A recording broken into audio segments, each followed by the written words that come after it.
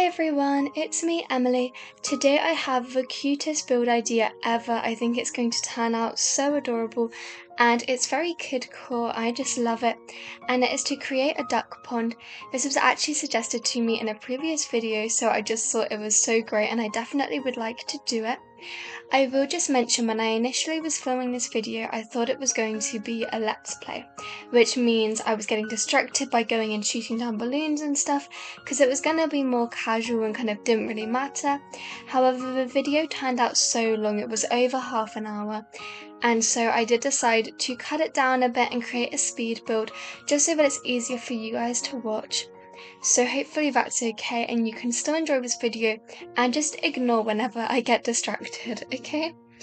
So location wise, I thought kind of at the top of my campsite and my farmer's market would be a good place to put it. So I'm just going to clear out a few trees so that I have more space to do this.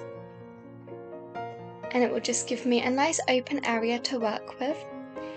And now my first idea, I kind of like to show you guys when I have ideas and they don't work out, because maybe if you want to do something similar, you might like this idea and choose to use it. So initially I was going to create a heart pond, which I'm doing right here.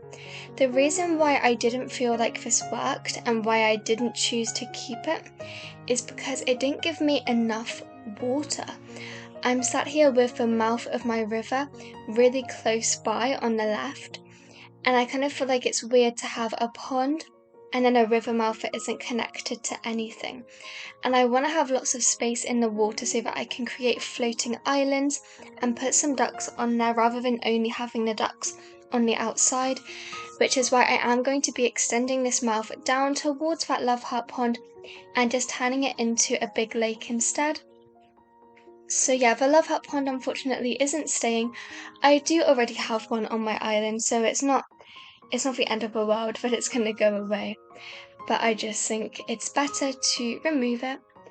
I will go ahead and leave a timestamp in the description box of where you can skip to if you're not interested in watching me terraform. But I personally like to show it. I think it's fun if you guys are trying to do something similar. You can see how I choose to do water forming. My main tip, I guess, is just to create your outside first. Don't worry about diagonals or, how it's going to come together. Just create the general outside shape of where you want the water to go, and then we can fill it all in later. So, in my life, for those of you who have been watching for a while, you may remember that I clean buses, or I have been cleaning buses. Now, when A-levels, which are, at least in England, the big exams we have at the end of college, when those were starting, I did decide to leave my job. It was only ever meant to be, a temporary college thing, so it was okay for me to leave it and go ahead and start really kind of focusing on my exams, only because I didn't want to risk, it would be stressful to have work the night before an exam or something, so I just decided to leave. But then I wanted something to do during the summer, so I have got myself a job working at a summer camp and I am so excited for it. It's only 4 weeks and it's Monday to Friday. It's quite long hours. I think it's something like 8 until 5. So I don't know, for me at least that is a lot longer hours than the part-time work I've done before, which was only other 4-hour shifts. But yeah, I'm really excited. It's working with children, it's getting to help them. It's got a lot of a focus on dance and drama, which is great because that's what I've been doing at college. I've been doing performing arts, so I think helping out at a drama kind of themed camp will be really awesome, so I'm so looking forward to that. Yeah, I guess if anyone really has ever worked in a camp, you could give me some tips, but I'm just so excited for it. I think it sounds like it's going to be a really fun job, and yeah, I can't wait. So that's what I'm spending a lot of this summer doing, and then we'll just be preparing for me to go to university.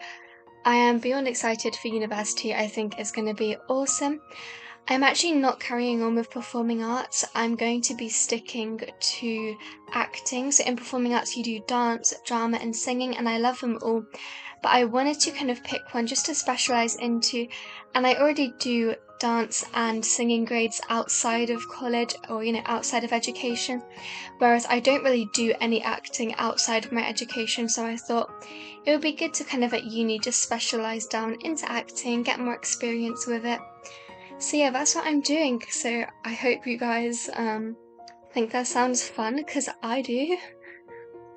So you can see now in the video I'm creating some little islands, and I've got one with a duck on it.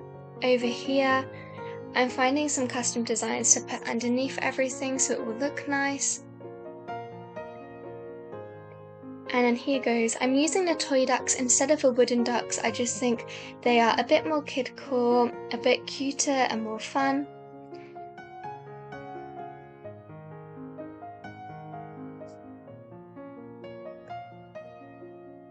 And I have a mixture of pink and yellow ducks that I picked for this build.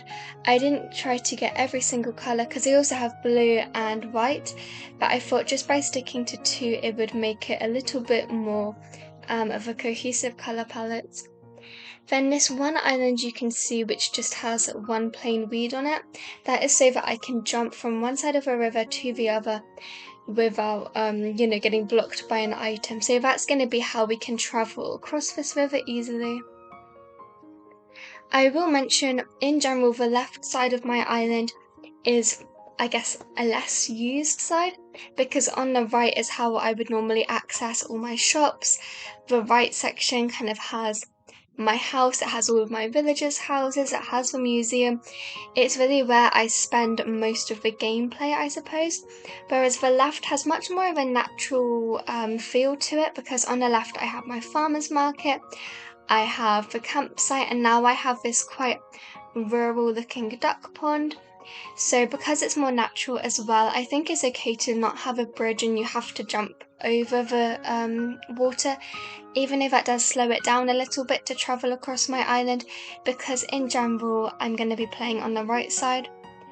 Because even if this is a very decorated island, I also do like to keep it practical, which is why I don't love doing builds where there's maybe so much jumping. So if you've ever seen the builds where you have to jump about 10 times to get into your house and stuff, they look great and I love them on other people's islands, but for my own island I'm needing to access my house or go into my museum way too much for it to work for me personally. So I just like to try and keep everything easy to get around, not too clustered as well. I don't like having to squeeze between items. I like at least one tile for my path. But yeah, on this side I think it's okay to have a little jumping section, only because, like I say, it's the less accessed part of my island. I'm using a lot of my custom design, which is called the path, like that one, instead of my grey tiles like I normally use to create pathing, and this helps give it a really nice overgrown feel.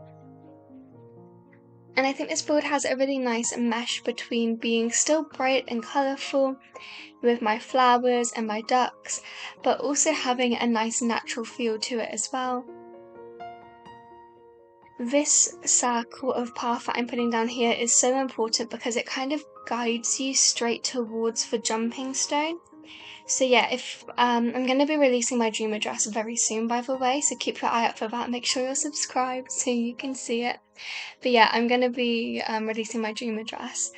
And when I do that, if you're struggling to get across my island, I think having things like that circle of path will help, because when you're running, if you naturally stand on that circle, you will hit the jumping spot. So it's not like you'll be struggling to find a place to jump onto it. That circle will give you the place very easily.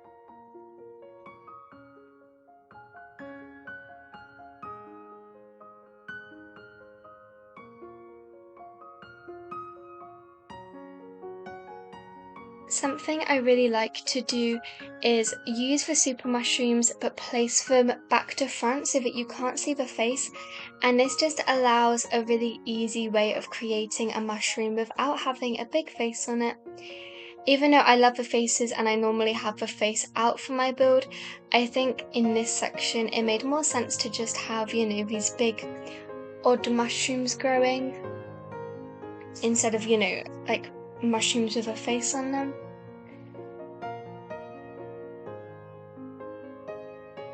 And unfortunately the bread design, I did have to get rid of it, it just wasn't suiting quite right.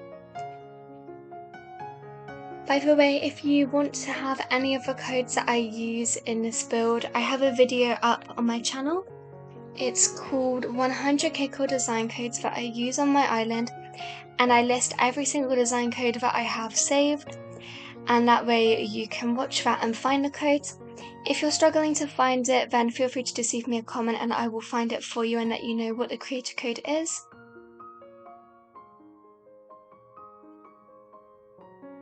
I also have another video where I list just 50 suggestions, so if you're doing kidcore but you don't like all of the designs I use, then I do have a couple of more suggestions in another video you could watch.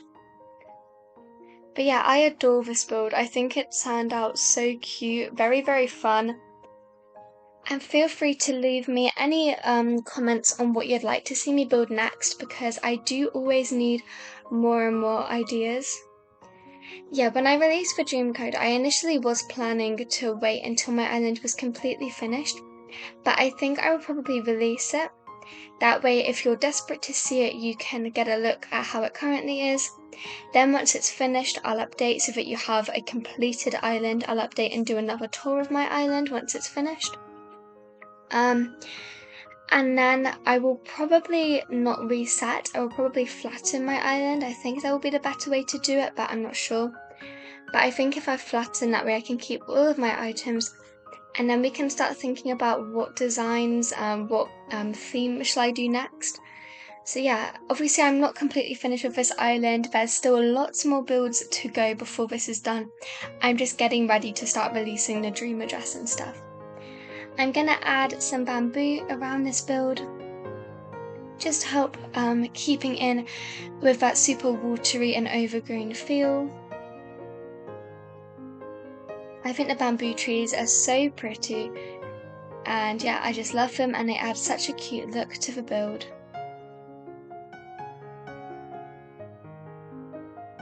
They're actually a really nice green colour as well. I think the green on the bamboo is very fitting with my island, so I love it. And with that we are done, so let me go ahead and take you on a final look through of this area. We have a lovely overgrown field, some ducks are sitting in the water, and there's also a few out on the land. We can creep behind to this edge of my nook's cranny and you can see there is a hidden flower and duck there. Jump across on this jumping stone to more sections of pathing, another duck. Now let me go ahead and show you from the nook's cranny viewpoint. So I have this kind of land bridge and then this section up here where all my shops are, and you get a really good look from up here. Yeah, I think it looks awesome. The ducks look so cute just in the background. I am in love with this build. I think it's one of my favourites I've done on this island. If you enjoyed, please do consider leaving me a like and a comment, and you could subscribe if you want so that you can see what I post next. Let me thank you all so much for watching, and I will see you all next time. Bye!